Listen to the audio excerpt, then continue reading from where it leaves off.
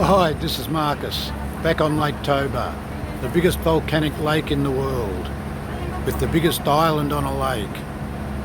We're actually just 1 or 2 degrees north of the equator, but because the island's at 900 metres above sea level, the climate's near perfect here, as most visitors will agree. We're heading over to Samosir Island now, and we're going to see what we can find this time, so stay with us. Even though Toba was the biggest volcanic explosion in the world since Adam took a bite of the apple, it's still the world's best kept secret. But while I'm here, I'll let you in to a few of its secrets.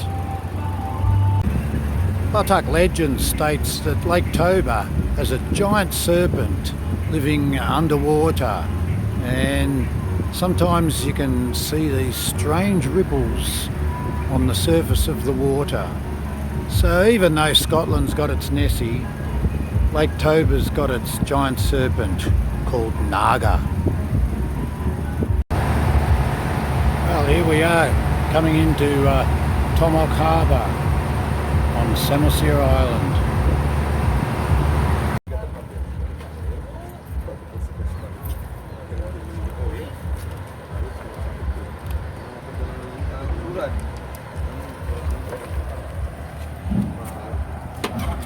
Bang lihat ya bang.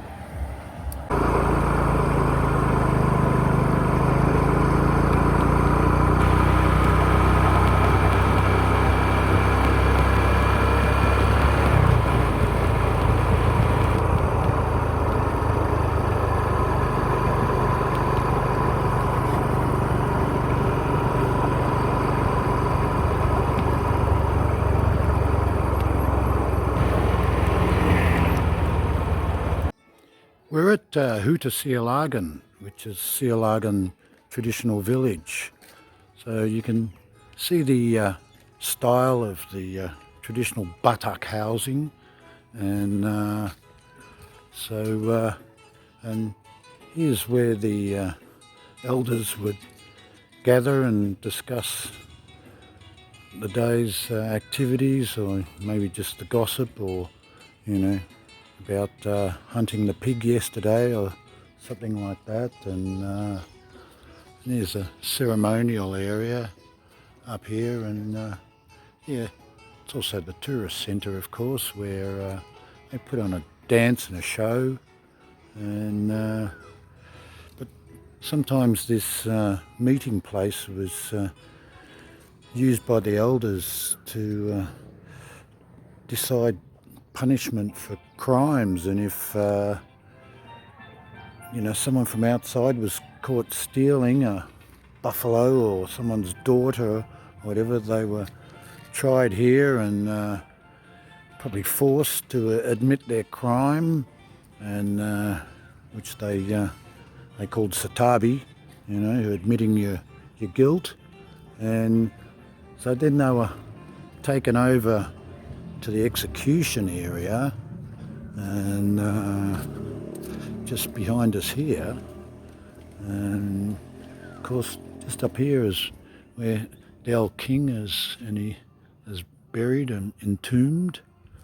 And of course here's our execution area, and so the guilty party was laid on the slab, and I suppose the shaman and the king, the chief, would pass judgment, and someone would bring down the machete or whatever, and off with his head. And then the tradition is that they would cut open the body and eat the vital organs and drink the blood. So it's quite an infamous story for the traditional Batak punishment and judgment and culture. And so there was a bit of cannibalism until the Christian missionaries arrived, and they said, no, you've got to become Christian, and there's no more execution and cannibalism. And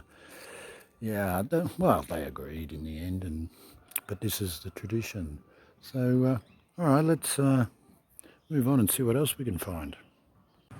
The Batak place great importance on the burial of their grandfather, and they often spend more money on a tomb than the house. But first, the departed is buried in the ground, and then later on, years later, his bones are dug up. Another ceremony, they're cleaned and entombed, and as you can see, this is one of the extravagant tombs that someone's grandfather's buried in, and what's still a mystery with the Batak is the style of the roof. Not only is it on the tomb, you can see it on the Batak house, but there's only speculation as to the origin of that, but it almost looks like a shape of a boat or a ship, which would take grandfather's spirit back to the stars, perhaps, back to his maker. But anyway, it's another interesting mystery of the Batak, and and of course on the traditional house, it's the same style roof. So anyway, we'll see what else we can find.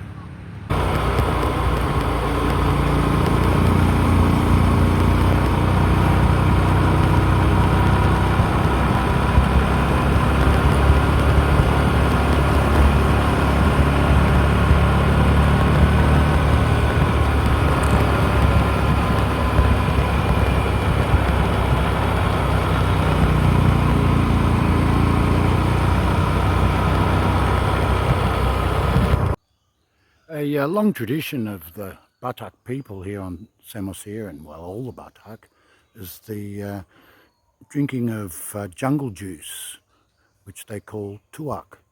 And it comes from a special palm tree, which I kind of call the rasta palm because of its seed pod. Looks a bit like dreadlocks.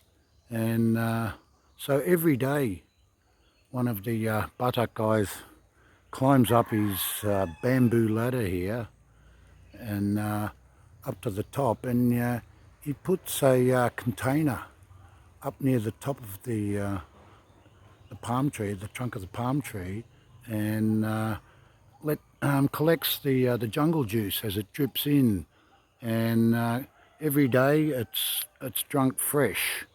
So and that's it. And sometimes they use a bit of flavouring from natural bark or tree, but otherwise, that's all it is, just natural palm juice called tuak, and it's quite alcoholic. It's stronger than beer, so so the boys love it, and yeah, behind us here's another one there.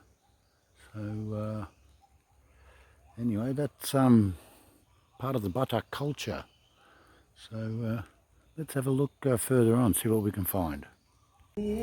So they say the proof is in the tasting. So here I am at the local tuak bar with a couple of the local lads, and to try the real product. Yeah, here it is. As you can see, it's white milky coloured, and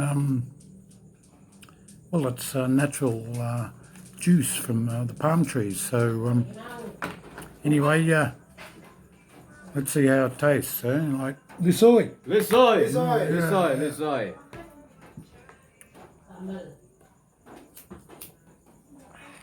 Oh, very fermenty, fermentation taste, but yeah, not so bad. And they say it's an acquired taste, so That's it from we'll see how long it takes. Well, the first glass was a little bit strange tasting, obviously, but the second one now is tasting better. So, cheers, Lisoi. Horas. Horas. Lisoi. Definitely gets better the more you taste. Well, I'm on my third glass now, and it's true, the acquired taste is definitely true, and I suspect it's about 7% alcohol, so I think 3 will be enough. Yeah. Well, thanks for joining me on this video of for a bit of an insight into the Batak people, and so that completes this one. So stay tuned for the next video, and in the meantime, Horas and Lisoi.